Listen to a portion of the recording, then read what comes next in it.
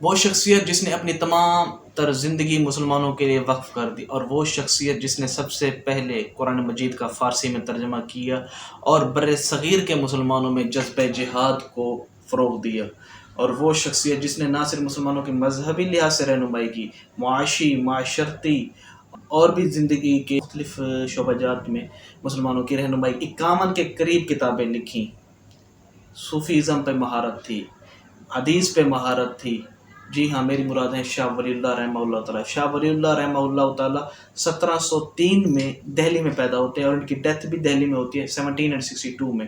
اس تمام پیریڈ کے دوران انہوں نے اپنی تمام تر صلاحیتیں مسلمانوں کے لیے وقف کر دیں۔ شاہ ولی اللہ رحمہ اللہ تعالیٰ کا اصل نام قطب الدین تھا، اور یہ نقشبندیہ سلسلے سے منسلک تھے۔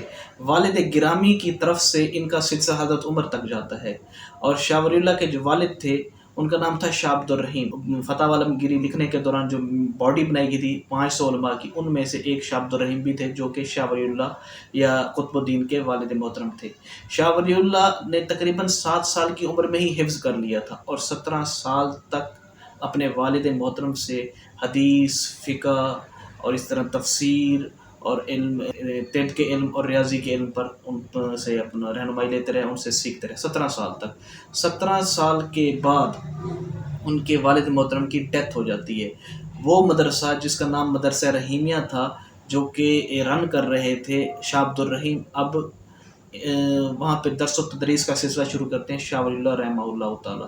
تقریباً 12 سال تک انہوں نے وہاں پر درس و تدریس کا سلسلہ جاری رکھا، اور 1730 میں یہ جاتے ہیں عرب کی طرف، مکہ مکرمہ میں جاتے ہیں، اور وہاں پر ان کے استاد ہوتے ہیں شیخ، جاتے تو وہ مکہ مکرمہ میں حج کی نیت سے، لیکن وہ 4 سال وہاں پہ اسٹے کرتے ہیں، اور شیخ ابو طاہر ابراہیم کے پاس حصول علم کے لیے، حصول حدیث کے لیے وہاں پر رہتے ہیں، اور وہاں سے حدیث کا علم حاصل کرتے ہیں، اور وہاں سے سرٹیفیکیشن لیتے ہیں۔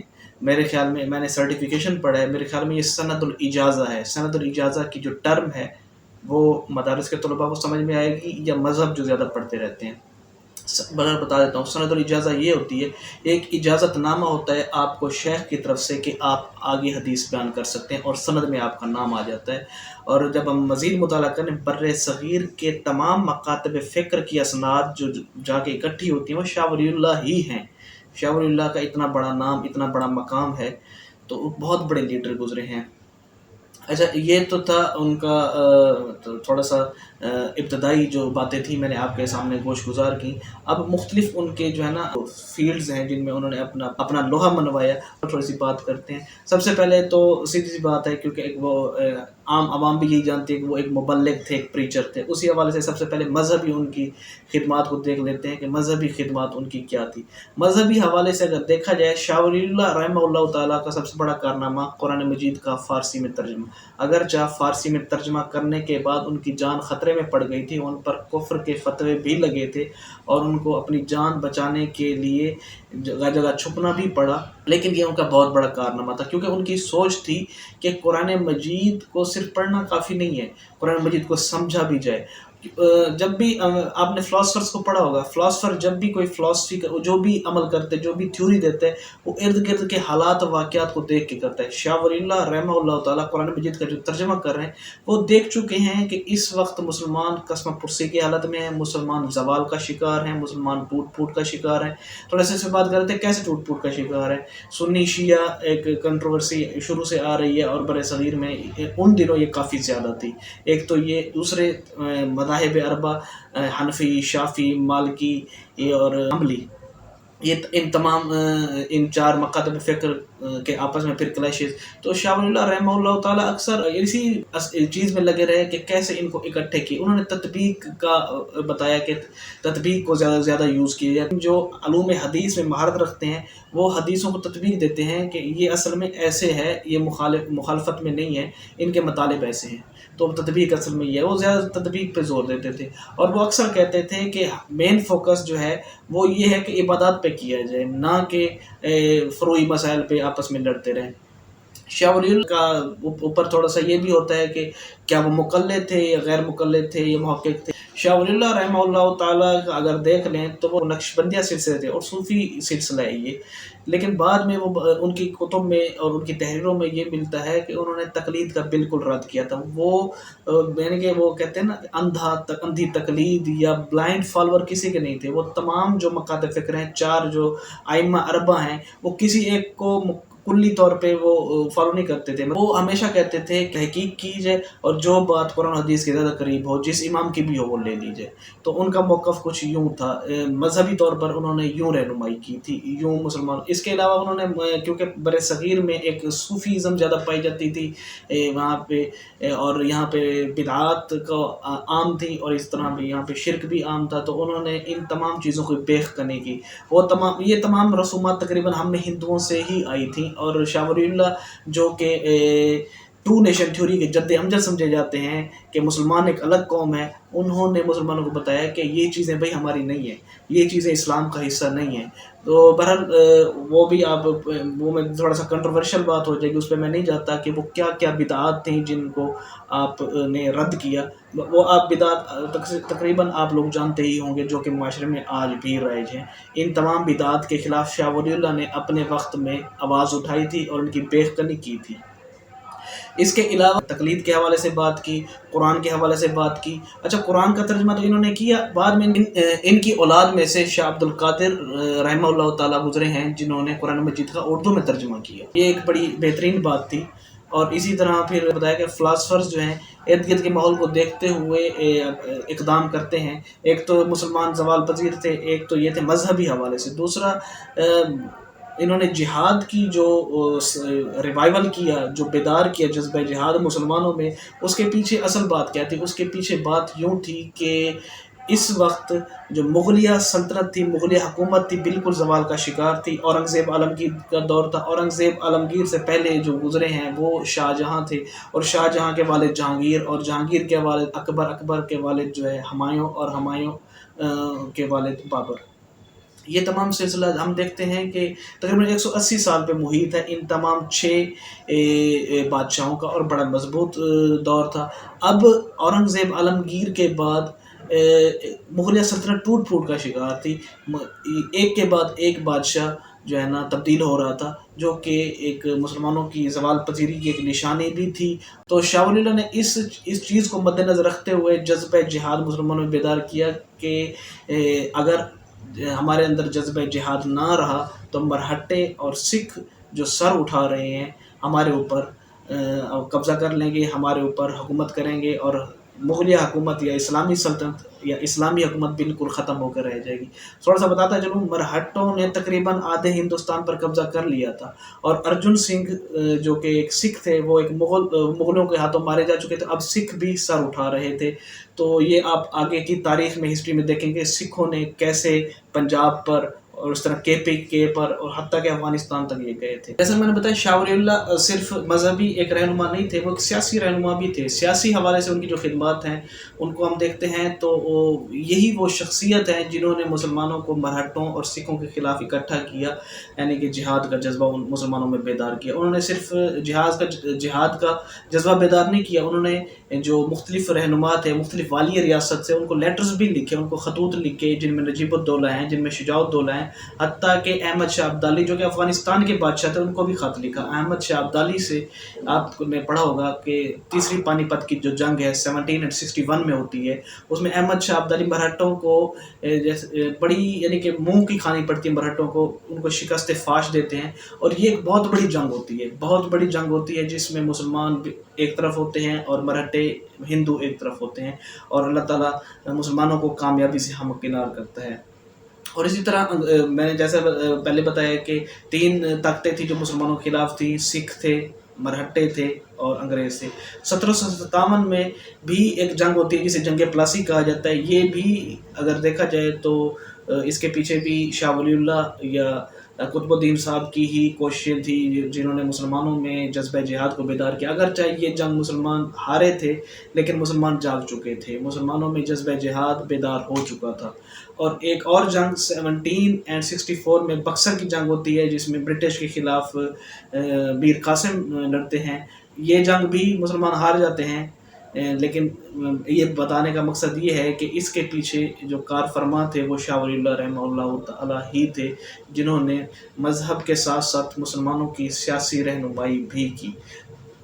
جہاد کے حوالے سے بات ہو رہی تھی، تو یہ جہاد شاہ ولی اللہ، کیونکہ میں نے بتایا کہ 1762 میں ان کی ڈیتھ ہو جاتی ہے، یہ جہاد رک نہیں جاتا، یہ جہاد جاری رہتا ہے۔ اکثر آپ نے سنا ہوگا کہ بالا کوٹ میں سکھوں کا مقابلہ کرتے ہوئے سید احمد شہید اور شاہ اسماعیل شہید وفات پا گئے یا شہید ہو گئے۔ یہ اصل میں وہی جہادی تنظیم ہے جو کہ جس کا بیج رکھے گئے تھے شاہ ولی اللہ رحمہ اللہ تعالی۔ معاشی حوالے سے بھی انہوں نے مسلمانوں کی رہنمائی کی۔ معاشی حوالے سے انہوں نے مسلمانوں کو بتایا کہ سب سے پہلے تو معاشرے کے اندر سود کے نظام کو جڑ سے اکھاڑا جائے، کیونکہ سود سے جو دولت جو ہے چند ہاتھوں میں یکجا ہو جاتی ہے، دولت کا جو سرکولیشن ہے وہ ہوتی نہیں ہے، جس سے امیر سے امیر تر اور غریب سے غریب تر ہوتا جاتا ہے۔ اور اسی طرح انہوں نے معاشرے میں اسٹیٹ کے لیے کہا کہ زکوٰۃ کے سسٹم کو بحال کیا جائے۔ بہرحال یہ انٹرسٹ کے حوالے سے انہوں نے رہنمائی کی، زکوٰۃ کے حوالے سے انہوں نے رہنمائی کی، اور اس طرح ایکول ڈسٹریبیوشن آف ریسورسز، انہوں نے کہا کہ جو اسٹیٹ کے ریسورسز ہیں ان کی ایکول ڈسٹریبیوشن ہو، امیر غریب سب کے لیے۔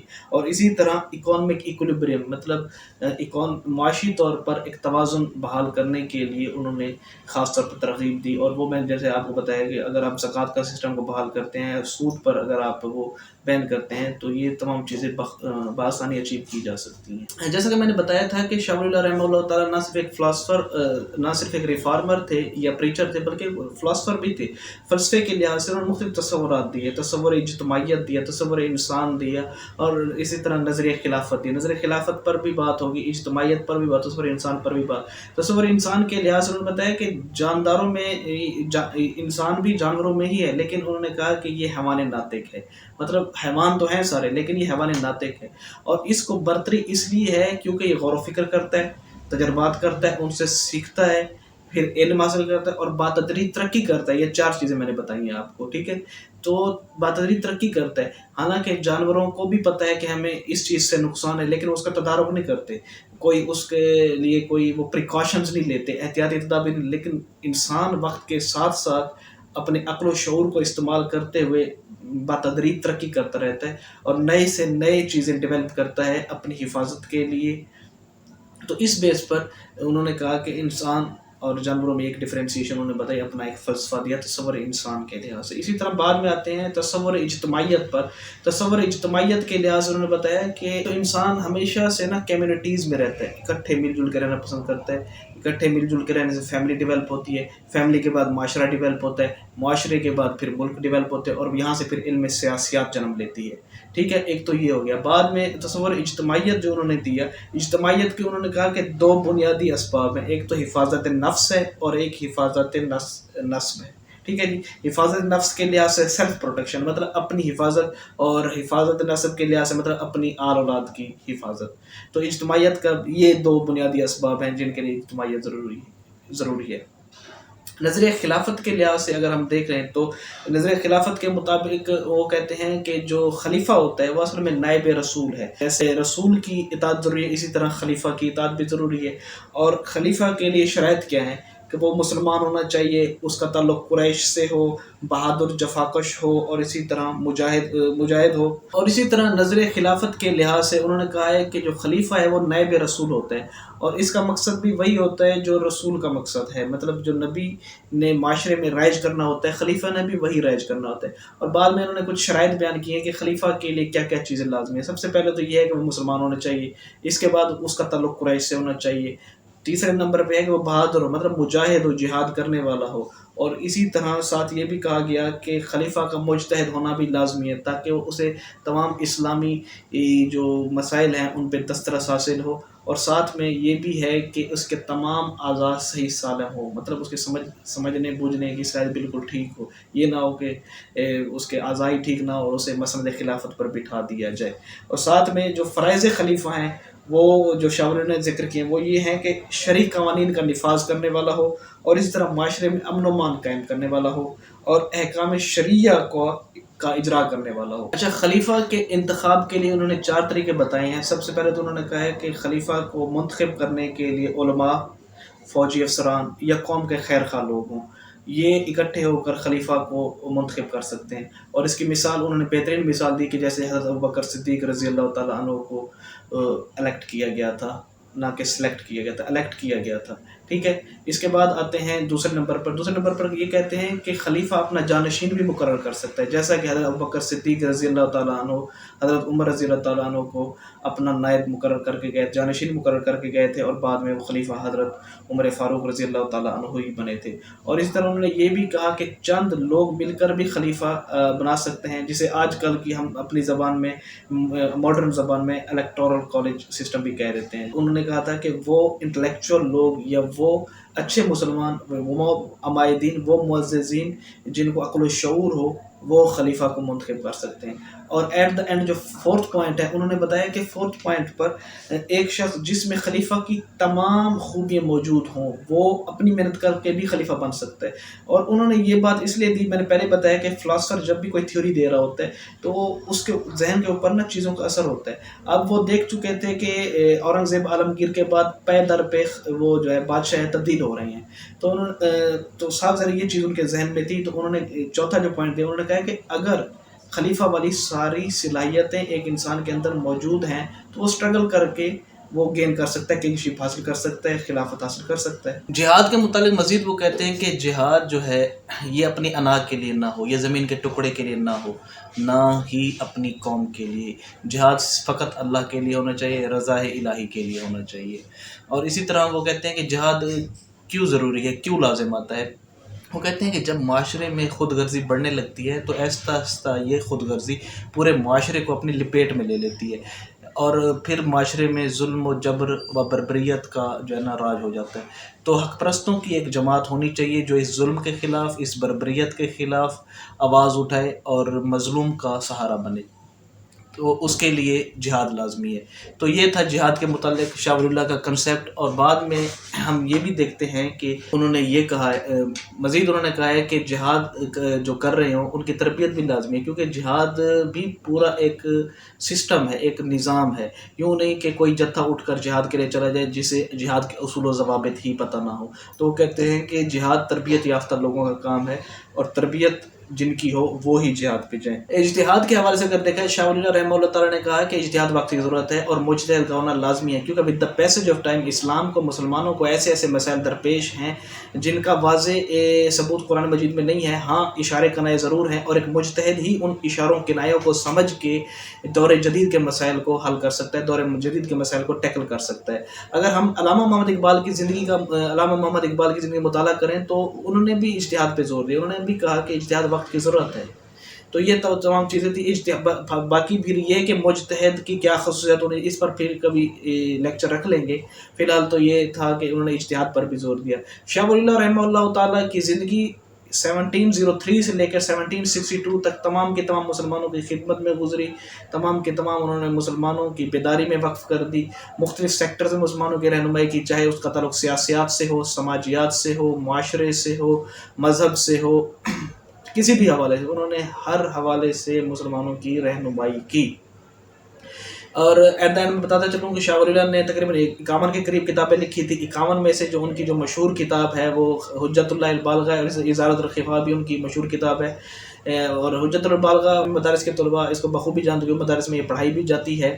تو یہ ان کی بکس تھیں۔ اور شاہ ولی اللہ کے متعلق ایک مزید ایک تضاد بھی پایا جاتا ہے کہ شاہ ولی اللہ رحمہ اللہ تعالیٰ مقلد تھے یا تقلید کے مخالف تھے۔ تو اگرچہ وہ ایک مقلد کے گھر میں پیدا ہوئے تھے، میں نے پہلے ہی بتایا کہ شاہ عبد الرحیم جو ان کے والد تھے، شاہ عبد الرحیم، وہ ان 500 علماء کرام کی باڈی میں تھے جو اورنگزیب عالمگیر کے دور میں لکھی جانے والی کتاب فتاوی عالمگیری میں، یعنی کہ 500 علماء جو کرام تھے ان میں سے ایک یہ بھی تھے، شاہ عبد الرحیم ان کے والد صاحب۔ بے شک یہ حنفی گھرانے، کیونکہ علم تو عقل کو جلا بخشتی ہے۔ With the passage of time انہوں نے حصول علم حاصل کیا، انہوں نے فقہ پڑھی، انہوں نے حدیث پڑھی، عرب میں گئے تھے 4 سال تک، میں نے بتایا کہ وہاں پڑھتے رہے۔